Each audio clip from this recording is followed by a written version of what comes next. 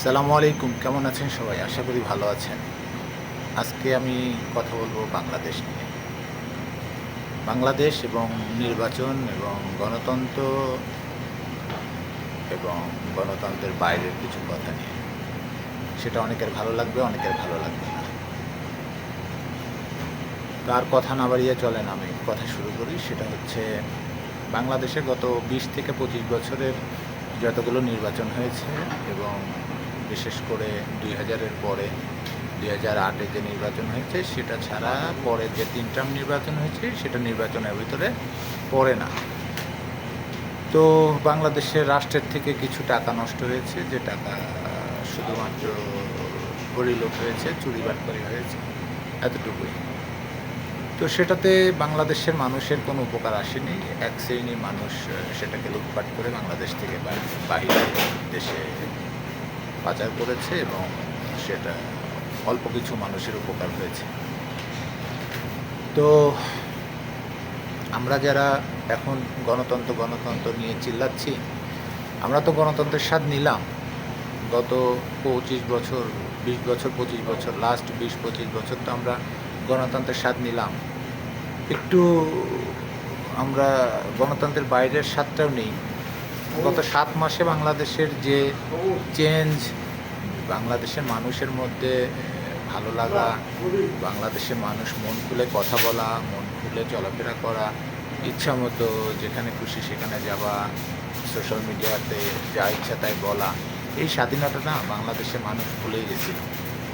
এই যে বাংলাদেশের একটা গণতান্ত্রিক দেশের যে সকল নাগরিকই যে সর্বসেরা, সেটা আসলে বাংলাদেশের মানুষ ভুলে গেছিল গত ১৫ থেকে ১৭ বছর। তো আমরা আসলে চাই যে আপাতত গণতন্ত্র থাক। আমরা ইউনূসতন্ত্রই দেখতে চাই। আমাদের প্রফেসর ডক্টর মোহাম্মদ ইউনূস স্যারকে আমরা আগামী ৫ বছরের জন্য দেখতে চাই। এটা আসলে আমার সঙ্গে অনেকেই একমত হবেন এবং বলবেন যে হ্যাঁ, একটি রাজনৈতিক দল দেশ পরিচালনা করে আমাদের যে স্বাদ দিয়েছে গত ১৭ বছর, তার চাইতে প্রফেসর মোহাম্মদ ইউনূস স্যার অনেক ভালো আমাদের সম্মান বয়ে আনছে রাষ্ট্রের জন্য এবং দেশের বাইরে বাংলাদেশ নামে যে দেশটা, যেটা অনেক সম্মানের এখন, এবং বিশেষ করে ইউরোপিয়ানরা এবং আমেরিকানরা এবং উন্নত দেশের মানুষ এতদিন যেটা জানতো সেটা হয়তো আমরা জানতাম না।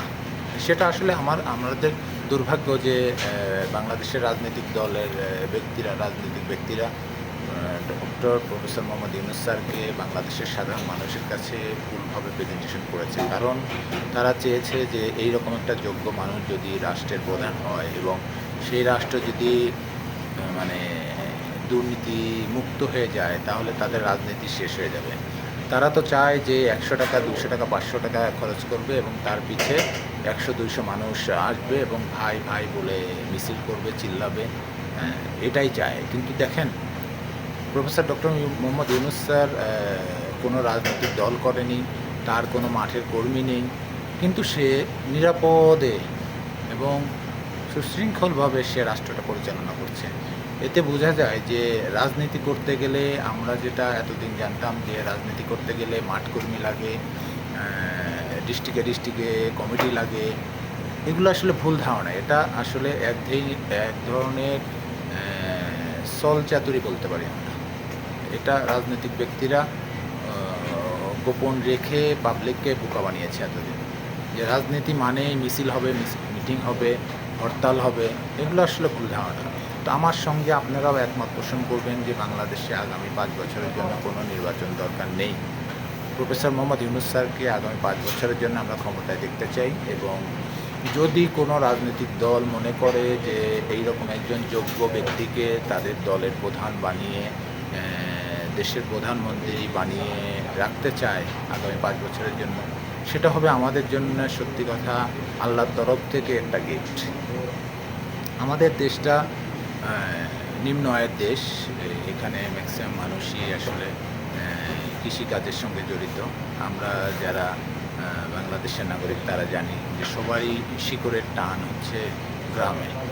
তো আমরা চাইবো যে আমাদের দেশের মানুষ কৃষি মাতৃক দেশ যেহেতু সেহেতু আমরা চাইবো যে আমাদের দেশের মানুষ ব্যবসা বাণিজ্য করে খাক। এবং ডক্টর মোহাম্মদ ইউনূস স্যার কিন্তু এটাই বলে যে আপনি চাকরির চিন্তা বাদ দেন, আপনি একটি ক্ষুদ্র প্রতিষ্ঠান করেন যেখানে আপনিই হবেন বস এবং আপনার সঙ্গে একজন এমপ্লয়ি হবে। এতটুকু করেন, মানে একদম জিরো থেকে শুরু করেন। তো এই ধরনের চিন্তাধারা মানুষ, যাকে ধরেন সারা ওয়ার্ল্ডের মানুষ চাচ্ছে যে সে সারা ওয়ার্ল্ডে যাচ্ছে এবং সম্মানের সহিত সে কথা বলছে এবং বাংলাদেশকে প্রেজেন্টেশন করছে, এই ধরনের মানুষকে আমরা এখন চাচ্ছি টেনে হেসড়ে নামাইতে। এটা কেন? এটা আসলে বাংলাদেশের মানুষের স্বভাবচরিত কাজ। এটা থেকে আমাদেরই প্রতিরোধ করতে হবে। আমরা যারা চিন্তা করি বাংলাদেশকে নিয়ে তাদেরই প্রতিরোধ করতে হবে। এবং এটা আমরা যারা প্রফেসর মোহাম্মদ ইউনূস স্যারকে চাচ্ছি আগামী 5 বছরের জন্য, প্লিজ তারা এই ভিডিওটা শেয়ার করবেন এবং সবাই লাইক, শেয়ার, কমেন্টস করে এই ভিডিওটাকে সবার মাঝে দেখার সুযোগ করে দিবেন। এবং আপনারা সবাই এই ভিডিওর সঙ্গে কমেন্টসে জানান যে আগামী 5 বছরের জন্য ডক্টর প্রফেসর মোহাম্মদ ইউনূস স্যারকে আমরা দেখতে চাই। ওনাকে আসলে হারালে আমরা বুঝবো যে বাংলাদেশের একজন সুসন্তানকে আমরা হারিয়ে ফেলেছি। আমি আর কথা বাড়াবো না, পরবর্তীতে আবার কোনো সাবজেক্ট নিয়ে কথা বলবো। তো এই ভিডিওতে আপনারা সবাই please please please like, share দিয়ে এই ভিডিওর যে সারমর্মটা সেটা হচ্ছে আগামী 5 বছরের জন্য প্রফেসর মোহাম্মদ ইউনূস স্যারকে আমরা দেখতে চাই। এইটাই আপনারা কমেন্টসে জানান এবং লাইক, শেয়ার করেন। ধন্যবাদ। দেখা হবে আবার আগামী কোনো একটি সময় কোনো একটি সাবজেক্ট নিয়ে। সে পর্যন্ত ভালো থাকবেন। আল্লাহ হাফেজ।